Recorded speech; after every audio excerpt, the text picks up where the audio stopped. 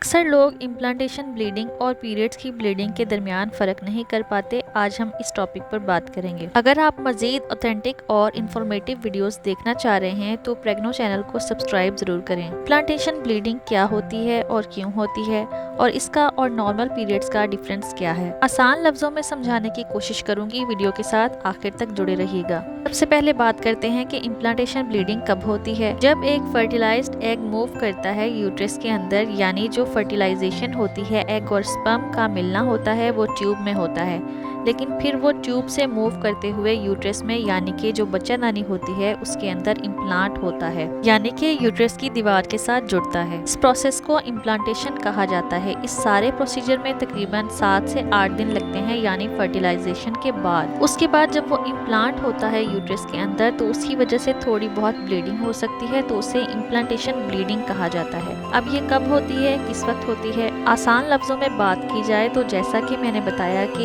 ये फर्टिलाइजेशन के 7 से 8 दिन बाद होती है, तो ये इम्प्लांटेशन ब्लीडिंग तकरीबन आपके पीरियड्स के आने से 8 से 10 दिन पहले होती है। इम्प्लांटेशन के ब्लड और पीरियड्स के ब्लड में डिफरेंस कैसे किया जाए, इस बारे में बात करते हैं। कुछ लोग पीरियड्स के ब्लड को ही इम्प्लांटेशन ब्लीडिंग समझ लेते हैं, लेकिन इसमें वाज़िह फ़र्क होता है।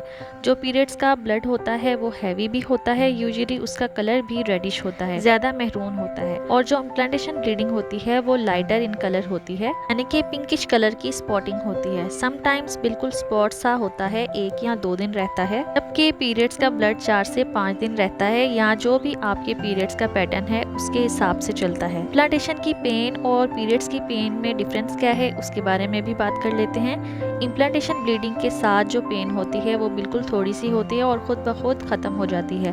पीरियड्स के साथ जो पेन होती है वो डिफरेंट होती है। पीरियड्स की पेन वैसी ही होती है जैसी आप पहले एक्सपीरियंस करते हैं। अगर आपको रेगुलर ओवुलेशन हो रही है, अगर आप रेगुलर प्रेगनेंसी के लिए ट्राई कर रही हैं, तो जो ब्लीडिंग आपको ओवुलेशन डे के 7 से 8 दिनों के अंदर आती है, उसमें आप उसको पीरियड्स ना समझें। आप वेट करें अनलेस कि आपको हैवी पीरियड स्टार्ट हो जाएं और ब्लीडिंग स्टार्ट हो जाए, फिर आप उसको पीरियड समझें। इम्प्लांटेशन की ब्लीडिंग के दौरान या उससे पहले या उसके बाद में आपका प्रेगनेंसी टेस्ट पॉजिटिव नहीं आएगा। प्रेगनेंसी टेस्ट उसके बाद पॉजिटिव आता है, यानी कि आपके पीरियड्स की डेट मिस होने के बाद। प्रेगनेंसी टेस्ट अगर आप जल्दी करना चाहती हैं, यानी कि पीरियड्स की डेट मिस होने से पहले, तो उसके लिए एक टेस्ट होता है जिसे कहते हैं सीरम बीटा HCG। वो करवाकर आप अपनी प्रेगनेंसी को कंफर्म कर सकती हैं। अगर ये ब्लीडिंग आपको होती है और आप कंफ्यूज्ड हैं, तो इसका बेस्ट हल ये है कि आप वेट करें, और जब आप वेट करेंगी तो आपको खुद ही पता चल जाएगा, क्योंकि इम्प्लांटेशन ब्लीडिंग बहुत थोड़ी सी होती है, लाइक स्पॉटिंग होती है, और पीरियड्स की ब्लीडिंग हैवी होने के साथ ज्यादा टाइम चलती है। तो इम्प्लांटेशन ब्लीडिंग और पीरियड्स की ब्लीडिंग में ये डिफरेंस है, क्योंकि मैंने कोशिश की है कि आपको बहुत ही आसान लफ्जों में समझाया जा सके, क्योंकि जो खवातीन प्रेगनेंसी के लिए ट्राई कर रही हैं उन्हें इम्प्लांटेशन ब्लीडिंग और पीरियड्स की ब्लीडिंग में डिफरेंस पता होना जरूरी है। उम्मीद है ये सेशन आपके लिए बहुत ज्यादा इंफॉर्मेटिव साबित हुआ होगा। वीडियो से रिलेटेड कोई भी सवाल है तो आप कमेंट सेक्शन में जरूर पूछिएगा। चैनल से जुड़े रहने के लिए चैनल को सब्सक्राइब और वीडियो को लाइक जरूर करिएगा।